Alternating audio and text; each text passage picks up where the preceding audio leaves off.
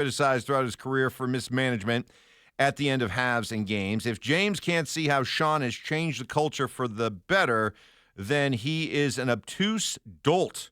Hashtag sorry, not sorry. Well, first of all, I don't know what those two things have to do with each other. He did mismanage the end of the first half. He can call it garbage all he wants, but he's wrong. And he has changed the culture. And I've said that repeatedly, that I think he's that he's changed the culture. I like the fact that they've gone young. I like the fact that they got rid of some guys that maybe they weren't the reason they lost, but they certainly weren't a reason this team was winning, right? Justin Simmons, Josie Jewell, Kareem Jackson, Jerry Jeudy. Guys that are talented. Guys, especially in Judy's case, who've gone elsewhere and kind of thrived. But it's like, yeah, they've just been here and been a part of what was going on. I just think he made one huge mistake at the most important position with a ton of money connected to it. That's it. That's it. And I think he's made moves in game. And Mike, you're a Sean Payton guy. I stand with Sean. You're the vice president of the fan club, with Mark being the president.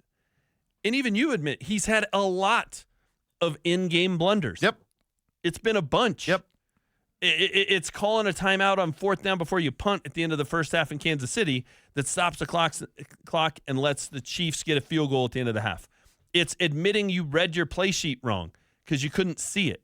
It's the sideline kerfuffle with Russell Wilson during the Lions game last year when they didn't get in from first and goal and 1 on 3 runs. Like, what did your quarterback have to do with that? Mm-hmm. He didn't jump off sides like Quinn Miners did or line up off sides. Like, he's just had a lot of moments that for a guy that makes $1 million per game, you don't expect it. But you don't. But an onside kick to start his career here. You know, he has not been perfect, and that has definitely been the area that he's been weakest at. But James, I was around here when watching Mike Shanahan win back-to-back championships. I covered Bill Parcells for a couple of years when he took over in New England.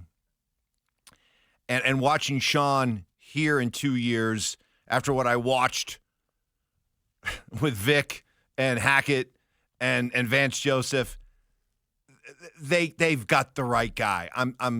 I am supremely confident in saying that they have the guy who can build this up the right way. I have no doubts about it. Yeah, his game management could be and needs to be better, but if you're talking about having the right guy in place to build this thing back to where it needs to be, I have zero doubts about him being the right guy. I could just see it. I can feel it. I can see the signs.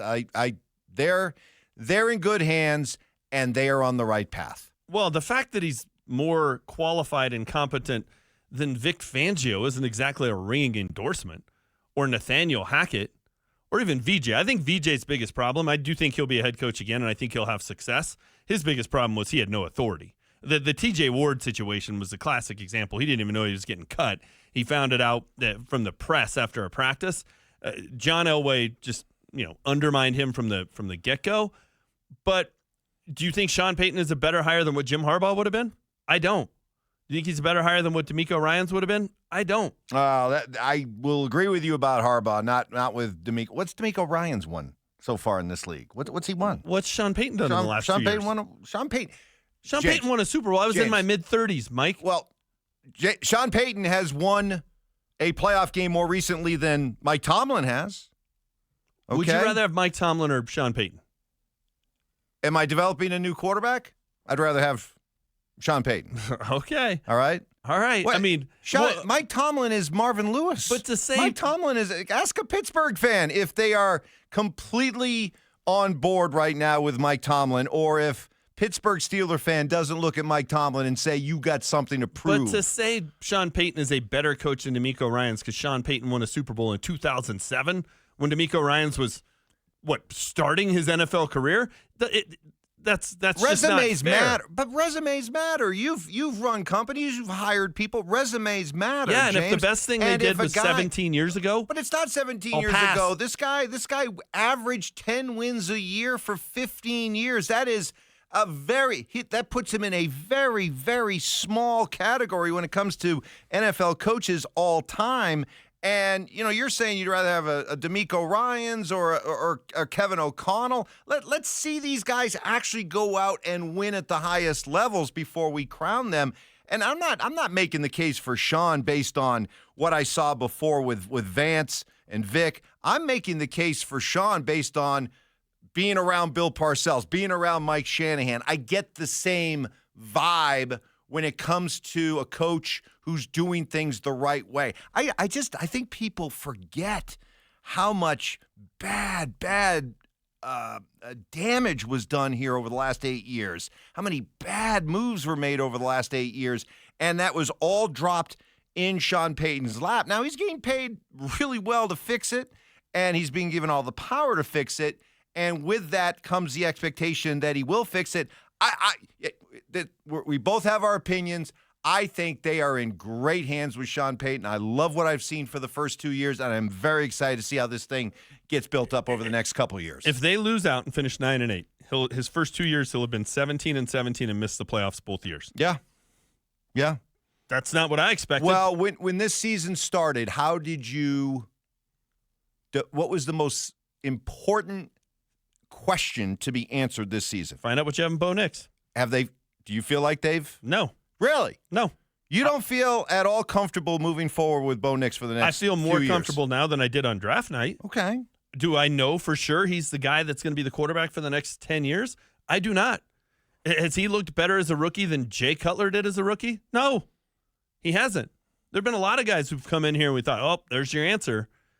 Has he looked better this year than Trevor Siemian did in 2016? No, he hasn't. He hasn't. Okay. He's made one throw. I can't, come on. He's dude. made one Come throw that I was like, wow, that's a great play. Uh-huh. That's a throw Jarrett Stidham couldn't make. Okay. It was the 93-yard touchdown. Mm-hmm. Everything else has been like, I mean, but you guys are the Little League mom keeping the book. It doesn't matter when he throws 3 picks. Those aren't on him. That doesn't matter. Or you guys. No. He played. I told anybody who was listening, anybody who listened to this show the other day, I said he was bad. He was bad. He was terrible against the Chargers.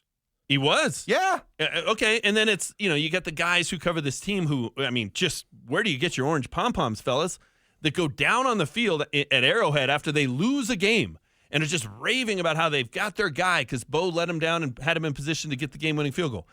They had 53 yards of total offense in the second half when they had a lead, 43 of which came on that drive. That means up 14-10, he put up 10 yards of offense in nearly 2 quarters. That's not good enough.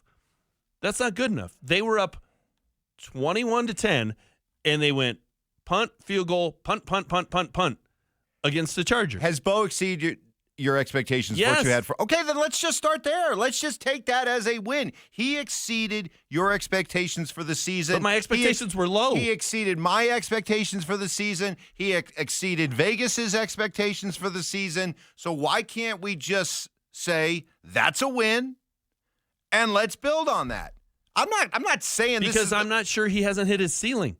I'm not sure Bo Nix is going to be any better than he's been this year. Well, your guy, D'Amico Ryans in Houston, has been coaching a quarterback that's regressed this year in year 2. C.J. Stroud. C.J. Stroud has regressed this year. The touchdown he threw to Tank Dell, I know they lost the game, and I know Tank got hurt on it, but that was a special big-time throw. Oh, okay. Guy can. Would you rather have C.J. Stroud or Bo Nix? Let's see how Bo Nix looks after his second year. Let's see if he's able to avoid the sophomore slump that C.J. Stroud has had this year. I think all this talk about, he's the best quarterback in the class. Jaden Daniels looked pretty damn good yesterday. Jaden Daniels clinched the Rookie of the Year. Caleb Williams, when he gets some decent coaching, if you had to draft right now, would you draft Caleb Williams or Bo Nix? Bo Nix. I would take Jaden Daniels. Mike. I'd take Jaden Daniels over Bo Nix. Would you take Drake May or Bo Nix? Right now, moving forward. I appreciate honest hesitation. Right now, no. I'd like to know what. I'll tell you what. We'll hold this thought.